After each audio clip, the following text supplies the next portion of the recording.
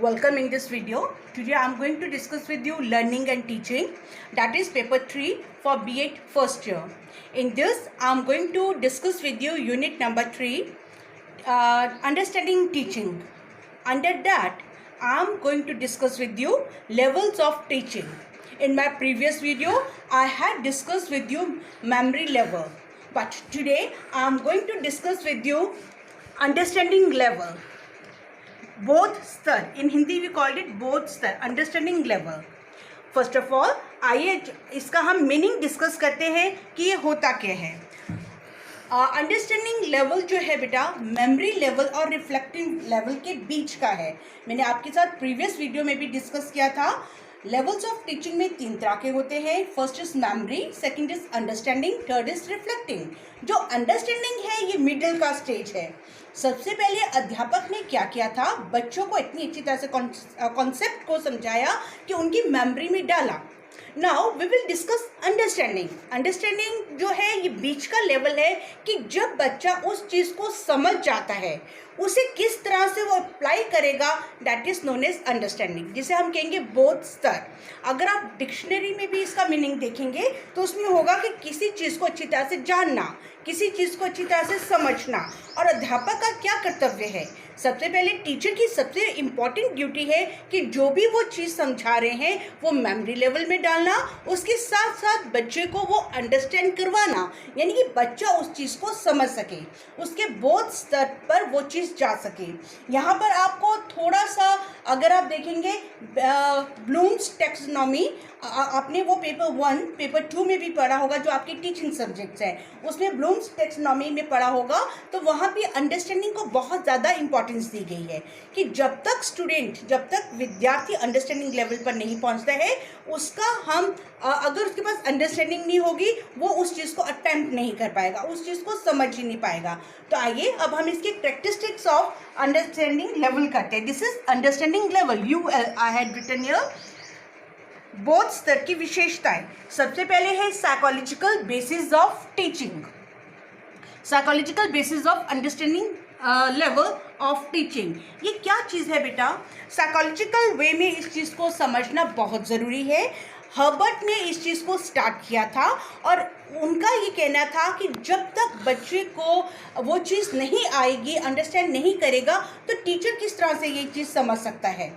Blooms taxonomy को मैंने यहाँ पर मेंशन किया है कि जब हम अपनी लेसन प्लान बनाते हैं, पाठ योजना तैयार करते हैं, तो आपने देखा होगा, आपको टीचर्स ने भी समझाया होगा कि while you are going to deliver your lecture, जो अगर क्लास में जाने से पहले आप कुछ एज्यूम करके चलते हैं कि बच्चों से कुछ आपने क्वेश्चंस पुट अप करने हैं. वहाँ पर क्या मीनिंग है, सिर्फ ये देखना कि बच्चा उस चीज़ को समझा है या नहीं समझा है, या जो आप न्यू टॉपिक पढ़ाने जा रहे हैं बच्चा उस चीज़ का ज्ञान रखता है या नहीं रखता है. तो सबसे पहले हम क्या करेंगे, प्रीवियस नॉलेज, पूर्व ज्ञान परीक्षण.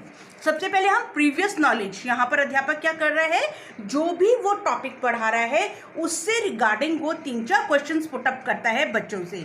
और वहाँ पर बच्चों की तरफ वो जब देखते हैं तो ये इतना समझ आ जाता है एक अध्यापक को कि ये टॉपिक बच्चों ने पहले सुना है, बच्चे इस चीज़ को समझते हैं और तभी उसका आंसर दे पा रहे हैं. अगर सारी क्लास एकदम शांत बैठी होगी, किसी ने हाथ खड़ा नहीं किया होगा, इसका मतलब बच्चों के पास प्रीवियस नॉलेज ही नहीं है उस पर्टिकुलर सब्जेक्ट की. तो अध्यापक को फिर उस चीज़ को बेस से समझाना पड़ता है. तो पूर्व ज्ञान परीक्षण जो होता है बेटा अंडरस्टैंडिंग लेवल का फर्स्ट पॉइंट है. देन प्रेजेंटेशन, प्रस्तुतिकरण. यहाँ पर टीचर जो पढ़ाना चाह रहा है वो प्रेजेंट करेगा उस चीज़ को, जो भी उनका टॉपिक है. बच्चों का पूर्व ज्ञान परीक्षण लिया उन्होंने, फिर उन्होंने उस चीज़ को प्रेजेंट किया. अब जब बच्चों के सामने उस चीज़ को प्रेजेंट किया जा रहा है तो टीचर क्या करेंगे कि वो जितना भी उनके अंडरस्टैंडिंग अच्छी हो तो अध्यापक लोग पहले से ही उसको कोरिलेट किसी चीज़ से करते हैं जिससे बच्चा अच्छी तरह से उस चीज़ को समझ जाए. उसका क्या रीज़न है बेटा, प्रेजेंट करते वक्त टीचर जो है कोरिलेट करता है किसी चीज़ से. ज़्यादातर टीचर उन चीज़ों के साथ कोरिलेट करते हैं जो बच्चा जिन चीज़ों से अवगत होता है, जिसका ज्ञान उसके पास ऑलरेडी है, उन्हीं चीज़ों के साथ कोरिलेट किया जाता है जिससे बच्चा उस चीज़ को समझे. देन थर्ड इज ऑब्जर्वेशन, यानी कि उद्देश्य. यहाँ पर कौन सा उद्देश्य है, जो टीचर अपना चैप्टर पढ़ा रहा है उसका ये उद्देश्य है कि कक्षा के सब विद्यार्थी उस चीज़ को अंडरस्टैंड करें, उस चीज़ का बोध हो, यानी कि बच्चे उस चीज़ को समझ जाएं। यहाँ पर वो थ्रू ऑब्जर्वेशन समय समय पर बच्चों से क्या करेंगे, क्लास को देखते रहेंगे। टीचर अपनी स्टिमुलस वेरिएशन को यूज़ करेंगे और उससे ये देखेंगे कि कितने बच्चे जो है वो पढ़ाई में रुचि ले रहे हैं, उस पाठ में रुचि ले रहे हैं। अगर बच्चा इंटरेस्ट नहीं ले रहा, इसका मतलब अभी भी बच्चे को अंडरस्टैंडिंग नहीं हुई है।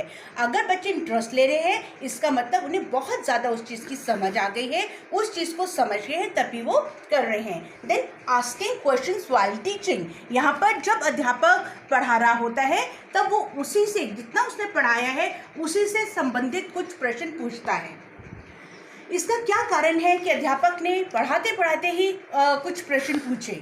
शायद उसका रीज़न ये है कि अध्यापक भी ये देखना चाहता है जो मैंने बच्चों को पढ़ाया क्या वो समझे या नहीं समझे, क्या वो उनको अंडरस्टैंडिंग हुई या नहीं हुई। उसे अध्यापक स्वयं का भी परीक्षण ले रहा है कि क्या मेरे द्वारा पढ़ाया गया, मेरे द्वारा स्किल यूज़ किया, जितना भी स्किल यूज़ किया है या मेथड यूज़ किया है, सामने वाले को समझ आया या नहीं आया। जो वो क्वेश्चंस 2-3 पूछते हैं तो आप देखिए वहाँ पर आंसर जैसे मिलता है, टीचर विल अंडरस्टैंड कि हाँ आज मेरा पढ़ाना ठीक रहा और बच्चे उस चीज़ को समझ गए। देन होमवर्क और या assignment, you can say this is assignment also. And में जब आपने कुछ भी आपका चैप्टर जब कंप्लीट हो जाता है तो बच्चों को होमवर्क देंगे या आप असाइनमेंट देंगे। असाइनमेंट का क्या मतलब है, अगर बच्चा उस चीज़ को अंडरस्टैंड कर गया है तो घर से वो प्रश्न के उत्तर अपने आप लिख कर लाएगा, यानी कि उसकी स्वयं अपनी सेल्फ लर्निंग होगी जो वो प्रेजेंट करेगा। अगर ये चीज़ सब ठीक है तो यहाँ देखिए अंडरस्टैंडिंग लेवल जो है वो बहुत अच्छा है। Then here I am going to discuss with you insight theory. यहाँ पर बेटा एक थ्योरी है जिसका अर्थ है अंतर्दृष्टि का सिद्धांत। कोहलर्स एक्सपेरिमेंट को मैं आपके साथ डिस्कस करना चाहती हूँ। Kohler was one of the great psychologist in educational field. उन्होंने क्या किया, उन्होंने चिंपांजी को भूखा रखा और चिंपांजी को एक बॉक्स में बंद कर दिया और बहुत ऊपर छत पर उसके बनानास को रख दिया, बंच ऑफ बनानास, और 2 स्टिक्स रख दी, थोड़ा सा कुछ ऐसे स्टिक्स को बांधने का सामान भी रख दिया। बहुत देर तक चिंपांजी उछल कूद करता रहा। फिर उसके इनसाइड फीलिंग्स थी कि मुझे ये चीज़ लेनी है, तो देखिए उसने अपनी अंडरस्टैंडिंग के साथ स्टिक को स्टिक के साथ बांधा और उससे हिट करके उसने बनानास को लिया और अपनी भूख को शांत किया। Again Kohler what he done again, Kohler ने फिर से एक और एक्सपेरिमेंट किया चिंपांजी पर, उसका नाम उन्होंने सुल्तान रखा और उसको उन्होंने एक बॉक्स में बहुत ऊपर जैसे को फिर से बनानास को टांग दिया और नीचे 2 बड़े बड़े बॉक्सेस रख दिए।